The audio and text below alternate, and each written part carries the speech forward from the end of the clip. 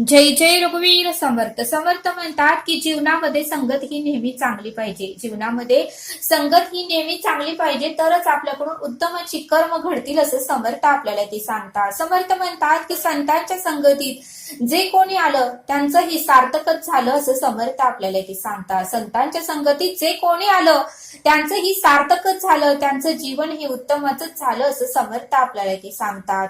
आणि म्हणूनच समर्थ म्हणतात की जीवनामध्ये संगत ही नेहमी चांगलीच पाहिजे असं समर्थ आपल्याला ते सांगतात.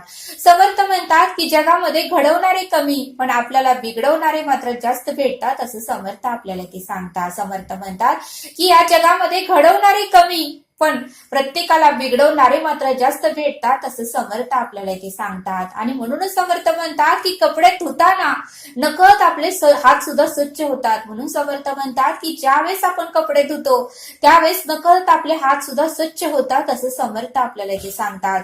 भांडी घासताना सुद्धा नकळत आपले हात सुद्धा स्वच्छ होतात असं समर्थ आपल्याला ते सांगतात. तसे समर्थ म्हणतात की चांगल्या माणसाच्या सहवासात राहिल्याने आपले विचारही स्वच्छ होतात असं समर्थ आपल्याला ते सांगतात. म्हणून समर्थ म्हणतात की चांगल्या माणसाच्या सहवासात राहिल्याने आपले विचारही स्वच्छ होतात असं समर्थ आपल्याला ते सांगतात. आणि म्हणूनच समर्थ म्हणतात की जीवनामध्ये संगत ही नेहमी चांगली पाहिजे. म्हणून समर्थ म्हणतात की जीवनामध्ये संगत ही नेहमी चांगली पाहिजे असं समर्थांनी आपल्याला ते सांगितलं.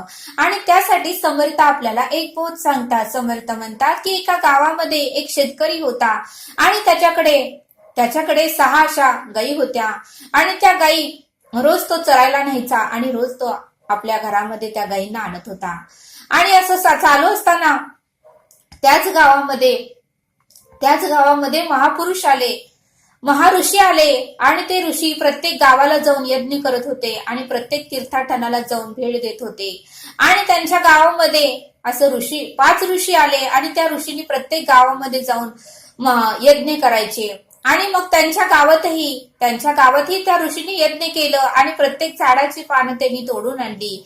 आणि त्या प्रत्येक झाडाच्या पानावर त्यांनी जय श्री कृष्ण, जय श्री कृष्ण, जय श्री कृष्ण असं लिहिलं. आणि यज्ञ पूर्ण झाल्यानंतर ते तेथून निघून गेले. पूर्ण यज्ञ झाल्यानंतर ते दुसऱ्या गावाला निघून गेले. आणि मग मात्र त्या शेतकऱ्याच्या गायी त्या शेतकऱ्याने परत चरण्यासाठी शेताकडे आणले. आणि त्या शेतकऱ्याच्या गायी चरत असताना ज्या ठिकाणी यज्ञ झालं होतं त्या ठिकाणी बरीच पानं पडली होती आणि त्या पानावर लिहिलं होतं जय श्री कृष्ण, जय श्री कृष्ण. मग त्यातली 2-3 पानं एका गायीने खाल्ली. त्यातली जय श्री कृष्ण लिहिलेली 2-3 पानं एका गायीने खाल्ली. आणि मग मात्र संध्याकाळ झाल्यानंतर त्या शेतकऱ्यांनी सर्व गायींना आपल्या घरी नेलं. मग घरी नेल्यानंतर मात्र त्या गोट्यामध्ये त्या गायी होत्या. गायी त्या गोट्यामध्ये गेल्या. आणि गेल्यानंतर मात्र त्यातली एक गायी जय श्री कृष्ण, जय श्री कृष्ण सारखं बोलू लागली. मात्र बाकीच्या गायींना मात्र तिचा त्रास होऊ लागला. त्या गायीचा त्रास होऊ लागला. आणि त्या गायी म्हणायला लागल्या, तू असं का सारखं म्हणत आहे जय श्री कृष्ण, जय श्री कृष्ण, तुला काय झालं आहे? त्यावेळेस ती गायी म्हणाली, ज्या पानावर जय श्री कृष्ण लिहिलं होतं ते पान मी खाल्लं आणि त्याच्यामुळे ते माझ्या पोटात गेलेलं आहे. आणि त्यामुळे माझ्या मुखातून नेहमी जय श्री कृष्ण असं नामस्मरण येऊ लागलं आहे. पण बाकीच्या गायींना मात्र त्रास होऊ लागला. त्यामुळे बाकीच्या गायींनी मात्र तिला शिंगाने मारहाण करून तिला गोट्यातून बाहेर हाकललं. हे त्या शेतकऱ्याने पाहिलं, ह्या गायीच्या मालकाने पाहिलं. आणि गायीच्या मालकांना काहीच कळेना. आणि परत त्या गायीच्या मालकाने बाहेर काढलेल्या गायीला परत गोट्यात ठेवलं. परत दुसऱ्या दिवशी बाकीच्या गायींनी ती नेहमी जय श्री कृष्ण म्हणत होती म्हणून तिला शिंग मारली आणि परत तिला गोट्याच्या बाहेर काढलं. मग शेतकऱ्याला वाटू लागलं की या बाकीच्या गायी हिला गोट्यात बसू देत नाही. याचा अर्थ या गायीला काहीतरी मोठा आजार झालेला आहे. आणि जर ह्या गायीला मी ह्या गोट्यात ह्या बाकीच्या गायांबरोबर ठेवलं तर मग बाकीच्या गायींनाही तिच्या वासाने आजार होऊ शकेल. त्यामुळे आता ह्या गायीला मी जंगलात नेऊन सोडतो. आणि जय श्री कृष्ण म्हणणाऱ्या गायीला त्या शेतकऱ्याने जंगलात नेऊन ठेवलं. आणि मग मात्र त्या गायीला अश्रू येऊ लागले की आपल्या मालकाने आपल्याला जंगलात ठेवलं. आणि तरीही ती गाई एका झाडाखाली बसून जय श्री कृष्ण असं तिच्या मुखातून नेहमी येत होतं.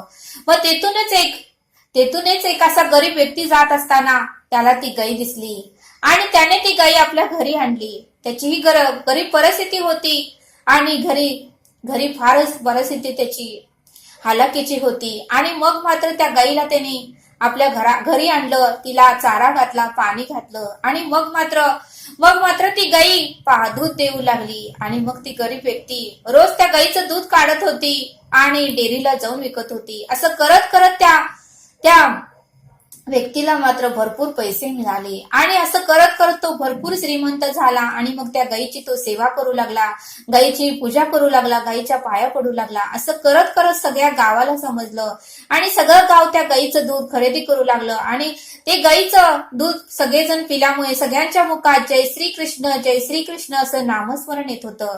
त्यामुळे अख्खं गाव नेहमी नामस्मरणातच जय श्री कृष्ण म्हणत होतं. मग त्याच गावामध्ये राजा राहत होता आणि राजाची पत्नी ही आजारी पडली होती. बरेच वैद्य येऊन गेले, बरेच डॉक्टर येऊन गेले, तरीही राजाच्या पत्नीला काहीच इलाज होईना. मग मात्र एकाने राजाला सल्ला दिला की अशाशा व्यक्तीकडे एक गाई आहे आणि ती नेहमी नामस्मरण करते जय श्री कृष्ण आणि तिचं दूध पिल्यानंतर ही अवगुणी व्यक्ती किंवा जी पापी व्यक्ती आहे ती ही पुण्य करते, तिच्यातही बदल घडतो आणि तो ही व्यक्ती नामस्मरण करू लागतो. आपण त्या गाईला आपल्या राजवाड्यात आणूया, म्हणजे राणी साहेब ही बरे होतील. असं राजासाहेबांना एकाने सल्ला दिला. त्यावेळेस राजासाहेब म्हणाले ठीक आहे, आपण जाऊया. आणि राजाने मात्र भरपूर धन घेतलं आणि त्या गरीब व्यक्तीकडे आले आणि म्हणाले की ही गाय तुम्ही आम्हाला विका. त्यावेळेस ती व्यक्ती म्हणाली की ही गाय मी विकू शकत नाही, या गायीमुळे खूप मी श्रीमंत झालो आहे.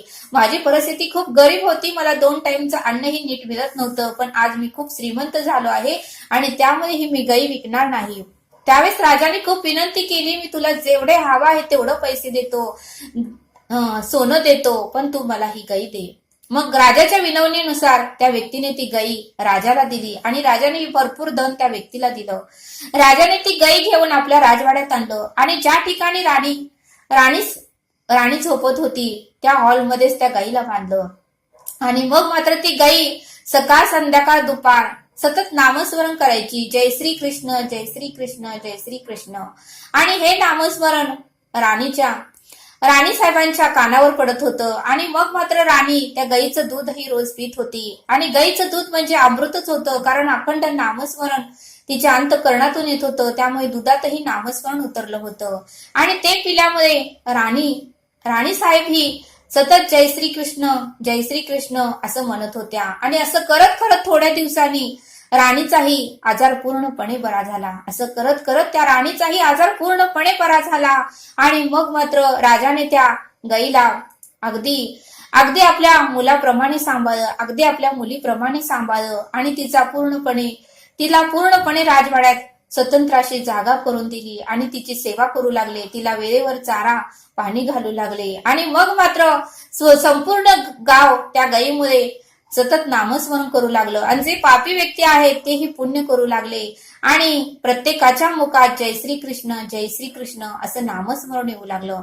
मग बघा म्हणले समर्थ, या बोधातून आपल्याला हे शिकायला मिळतं की संगत आणि सोबत गुण. त्या राणीच्या संगतीत ती गाई आली म्हणून राणीचा आजारही बरा झाला. त्या गरीब व्यक्तीच्या संगतीला ती गाई आली, त्यामुळे गरीब व्यक्ती ही श्रीमंत झाली, तिच्या मुखातही अखंड नामस्मरण चालू झालं. आणि तेवढंच नाही तर पूर्ण गावही सुधारलं आणि पूर्ण गावातले लोक अखंड जय श्री कृष्ण असं नाम जपू लागले. त्यामुळे प्रत्येक गावाला त्या गावाला सुख शांती आणि समाधान प्राप्त झालं. आणि म्हणूनच समर्थ म्हणतात की जीवनामध्ये संगत नेहमी चांगली पाहिजे. संगत जर चांगली असेल तर आपल्याकडून कर्मही उत्तमच घडतं असं समर्थांनी आपल्याला इथे सांगितलं. तरी आता आपण येथेच थांबूया. धन्यवाद. जय सद्गुरू.